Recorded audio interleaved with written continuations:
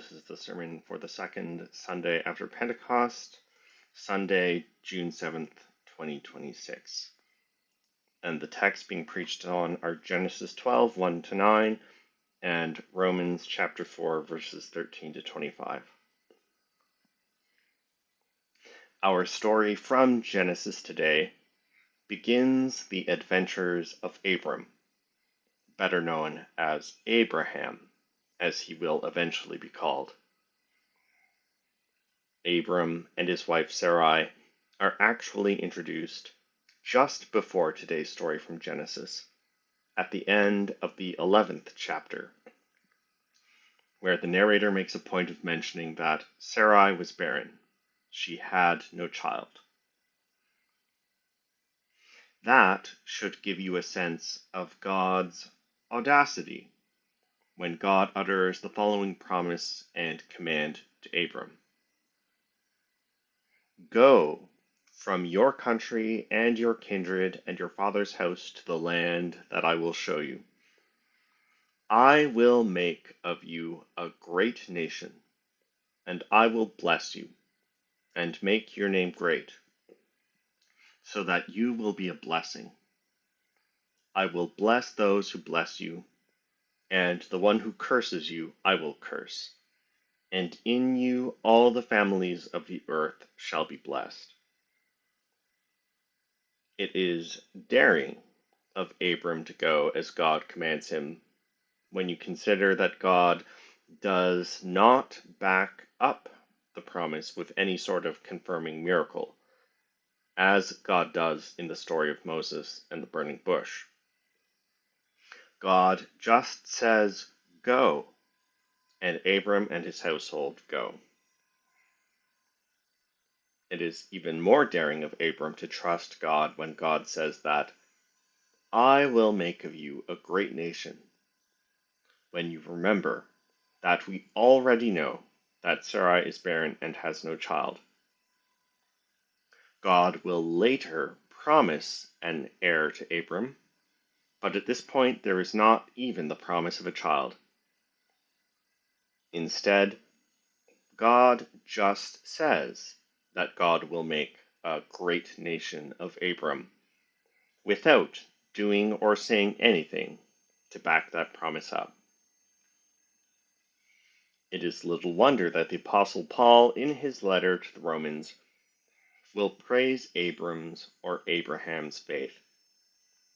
Now, if you read the rest of Abraham's story in Genesis, you might challenge Paul when he says that no distrust made Abraham waver concerning the promise of God. But all the same, it is daring, not to say reckless, of Abram to trust God's promise and to do as God commands, when at first he has no reason to believe what God says. Abraham could have stayed put and played it safe, but instead he took a risk. We all know that an heir was born to Abraham and Sarah, Isaac.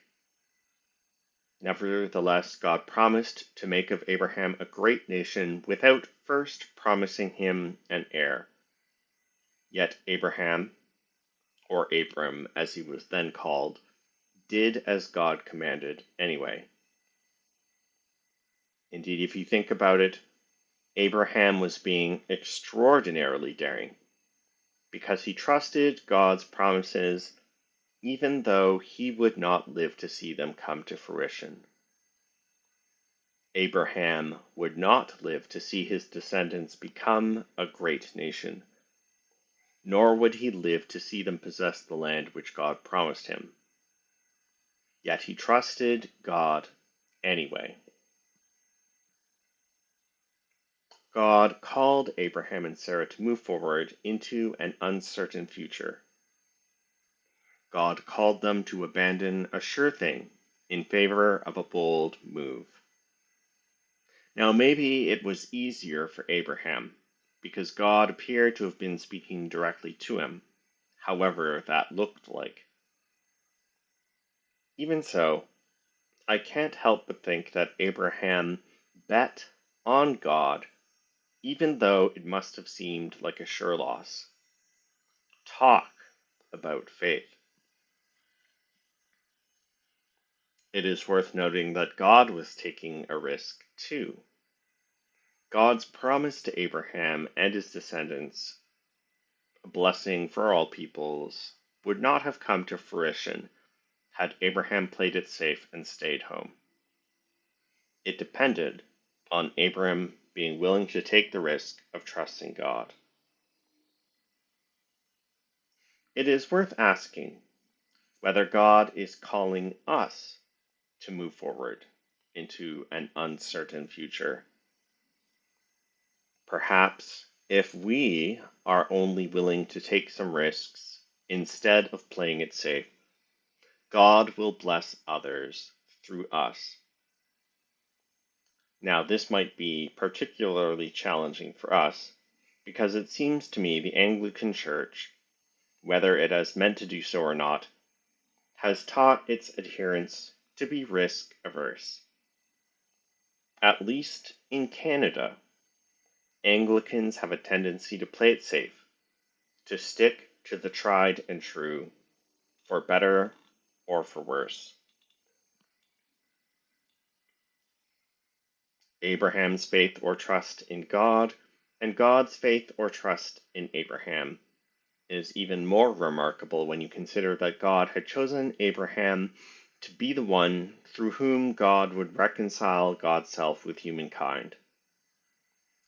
That this is God's goal is, according to some scholars, what is meant when God says to Abraham that in you all the families of the earth shall be blessed.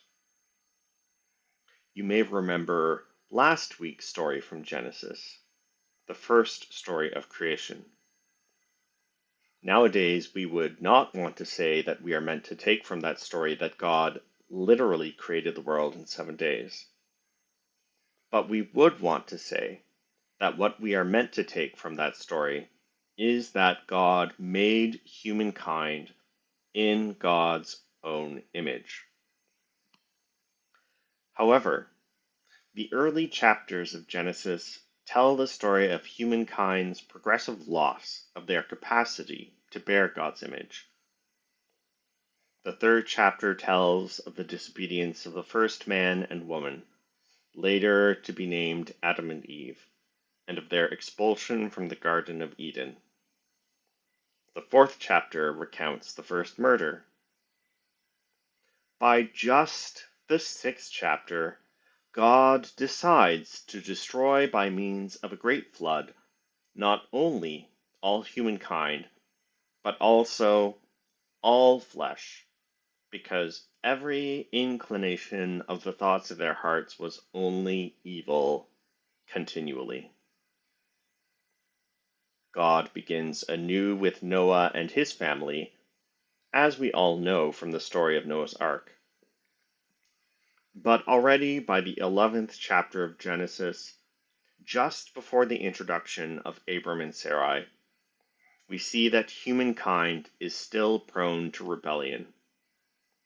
In the story traditionally called the Tower of Babel, God intervenes to confuse the language of all the earth, and from there the Lord scattered the people abroad over the face of all the earth, perhaps as a way of counteracting sinful human pride. Early on in Genesis, then, humanity is already in need of rescue. Humans are no longer capable of bearing God's image. God remarkably chooses to begin God's rescue operation through two people, two elderly, childless people at that. God chooses Abraham and Sarah as the ones through whom humankind will be reconciled with God.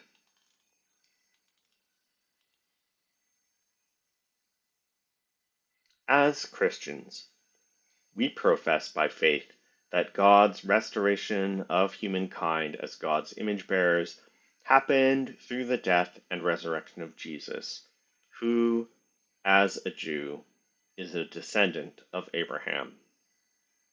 For us, God's promise that all the families of the earth will be blessed in Abraham comes to fruition in the person of Jesus.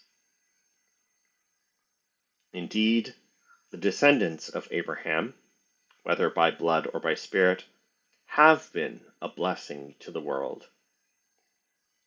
Three of the greatest religious traditions in the world, two of which are also the largest, claim Abraham and Sarah as ancestors: Judaism, Christianity, and Islam.